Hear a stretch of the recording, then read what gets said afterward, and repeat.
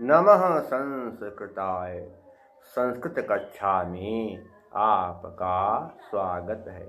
मैं प्रतीत Ram Verma, assistant professor, Shri Gandhi महाविद्यालय, सिधौली, सीतापुर। आज मैं विक्रमांक देव चरितम महाकाव्य के रचयिता महाकवि बिल्हड़ के विषय में बताने जा रहा हूँ। विक्रमांक देव चरितम महाकाव्य के अष्टादश सर्ग में महाकवि बिल्हड़ ने अपने जन्म स्थान का परिचय दिया है। उसके अनुसार वह कश्मीर के परवरपुर के पास एक गांव में रहने वाले थे। कहने का मतलब है कि कश्मीर की राजधानी, बिल्हड़ के समय में कश्मीर की राजधानी परवरपुर थी और परवरपुर के पास परवरपुर के पास खोनमुस नाम का एक गांव था, जिसको आजकल खोनमुह कहते हैं। वहीं पर महाकवि बिल्हड़ का जन्म हुआ। महाकवि बिल्हड़ का जन्म कौशिक गोत्रीय ब्राह्मणों के वंश में हुआ था और इनके पिता का नाम ज्येष्ठ कलश था और माता का नाम नागा देवी था। महाकवि बिल्हड़ के बड़े भाई का नाम इष्टराम और छोटे भाई का नाम आनंद था। बिल्हड़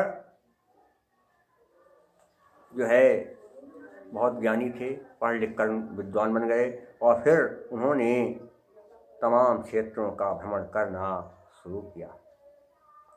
वह भ्रमण करते करते मथुरा पहुँचे और मथुरा में जो राजा थे उनके यहाँ गए और उनके यहाँ रहने वाले पंडितों से उन्होंने शास्त्रार्थ क्या सबको प्रेरित कर दिया। वृंदावन गए, वहाँ पर भी उन्होंने वृंदावन के लोगों को शास्त्रार्थ में पराजित किया।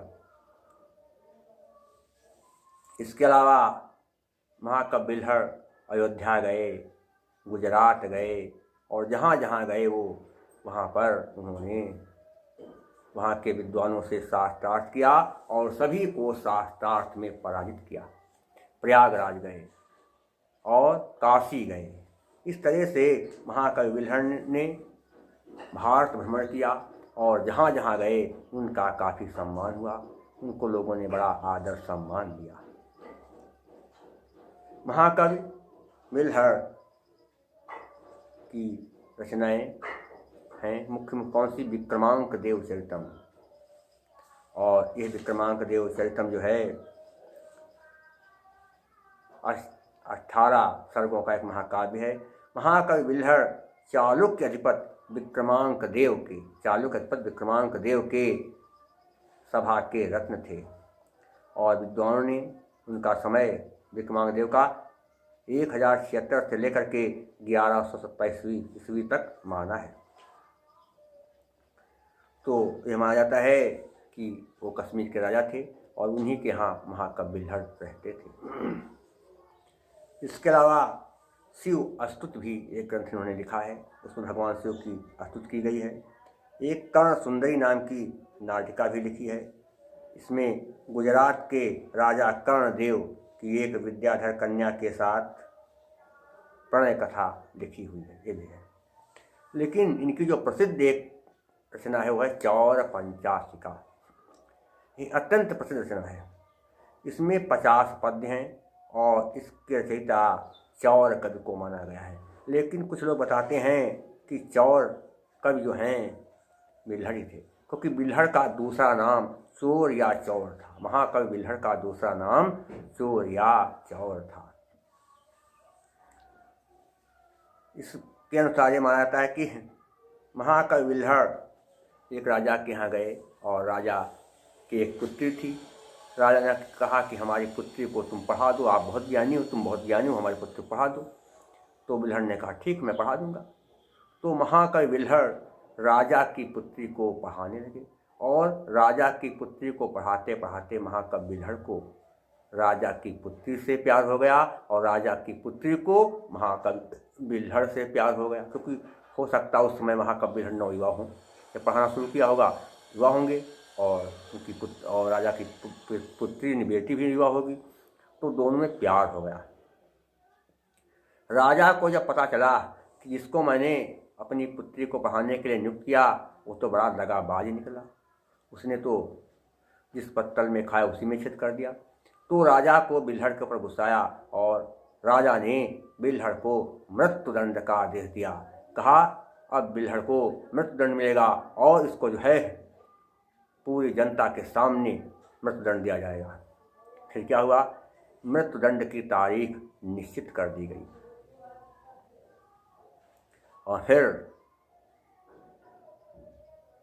जो थे रक्षक क्या कहते सिपाही, वो कारागार में बंद बिल्हड़ को कारागार से निकाल करके वध स्थल की ओर ले जाने लगे और जनता तमाम थी और ऊपर जहाँ पर उनको मृत्युदंड देना था वो भाई जो है बहुत ऊंचा मंच बनाया गया था। तो जब महाकवि बिल्हड़ को कारागार से निकाल करके सिपाही ले जाने लगे वध स्थल की ओर, तो महाकवि बिल्हड़ ने राजा की पुत्री के साथ जिस तरह से प्यार किया था, जैसी लीलाएं की थी, जो कुछ के साथ किया था, उन सब का वर्णन 50 पद्यों में करना शुरू कर दिया और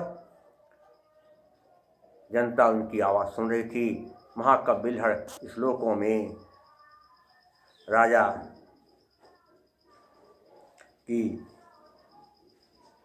की पुत्री के साथ किए गए प्यार का वर्णन कर रहे थे और वध स्थल की ओर जा रहे थे। थोड़ा एक जो है उसमें बहुत सुंदर सुंदर वर्णन किया गया और उसमें तमाम तरह की प्रेम लीलाओं का वर्णन है।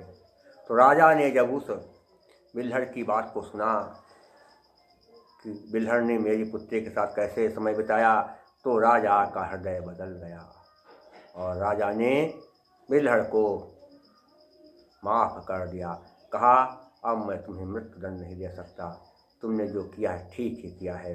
और फिर महाकवि बिल्हड़ को अपना आधा राज्य दे दिया। तो कहा जाता है कि महाकवि बिल्हड़ इतने महान थे कि उन्होंने अपनी सदवाणी के माध्यम से मृत्युदंड पर भी विजय प्राप्त कर ली। तो महाकवि बिल्हड़ एक कश्मीरी थे और उनका प्रमुख ग्रंथ क्या है, विक्रमांक देव चरितम।